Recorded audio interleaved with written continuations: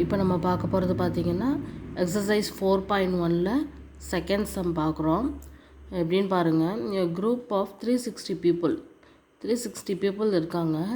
அவங்ககிட்ட வந்து ஒரு ஓட் வந்து வாங்குறாங்க. என்ன அப்படின்னா, அவங்களுடைய ஃபேவரட் சீசன் எது, உங்களுக்கு எந்த சீசன் பிடிக்கும் அப்படின்னு சொல்லி ஓட் பண்ணுங்கள் அப்படின்னு சொல்கிறாங்க. இதில் வந்து 360 பீப்புள்ஸ் வந்து ஓட் பண்ணுறாங்க. 3 சீசன்ஸ்க்கு இருக்குது. ரெய்னி, விண்டர், சம்மர் அப்படின்னு சொல்லி 3 சீசனுக்கு ஓட் பண்ண சொல்கிறாங்க.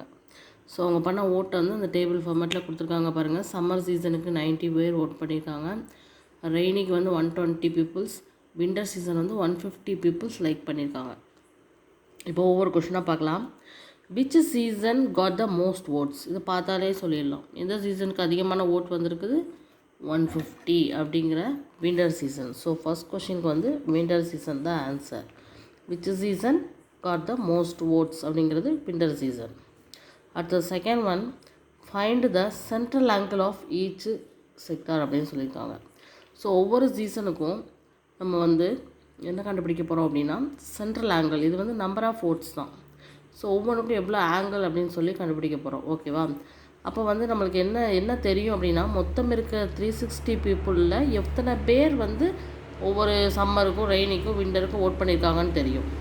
இதை வந்து ஆங்கிளாக கன்வெர்ட் பண்ணணும் அப்படின்னா, இது வந்து என்ன பண்ணணும் அப்படின்னா 360ஆல் அதை மல்டிப்ளை பண்ணணும். ஒரு ஃப்ராக்ஷனை போட்டு அதை 360ஆல் மல்டிப்ளை பண்ணணும். இப்போ ஒவ்வொன்றுக்காக பண்ணலாம். ஃபஸ்ட்டு சம்மருக்கு. ஃபஸ்ட்டு டோட்டல் பீப்புள் 360ல் 90 பீப்புள்ஸ் ஓட் பண்ணியிருக்காங்க ஃபார் சம்மர். ஸோ இது ஆங்கிளாக மாற்றுறதுக்காக 360 டிகிரியால் மல்டிப்ளை பண்ணோம். ஸோ இது வந்து கேன்சல் ஆகி 90 டிகிரியாக வந்துடுது.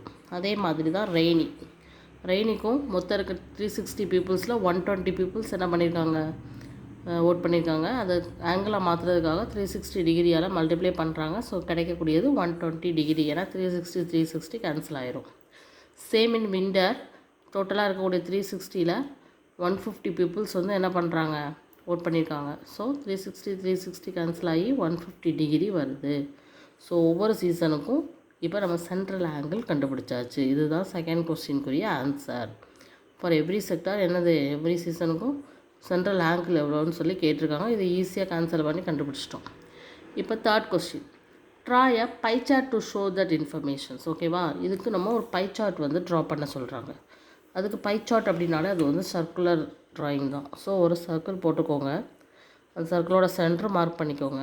ஃபஸ்ட்டு சம்மர் எவ்வளவு, 90 டிகிரி. ஸோ ப்ரொட்ராக்டரை இந்த இதில் 0 வச்சு 90 டிகிரியை மார்க் பண்ணிங்கன்னா இந்த 0 லைனும் 90 டிகிரி லைனும் கிடச்சிரும். ஸோ அதுதான் 90 டிகிரி சம்மர்.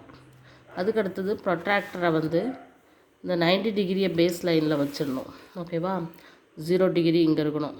இதை பேஸாக வச்சு ரெய்னிக்கு எவ்வளோ பார்க்கணும், 120. ஸோ இங்கே 0 இருக்கும். இங்கேருந்து 120 எங்கே வருதுன்னு பார்க்கணும். இங்கே வரும். ஸோ அங்கே ஒரு லைன் போட்டிங்க அப்படின்னா அதுதான் 120 ரெய்னி சீசன்.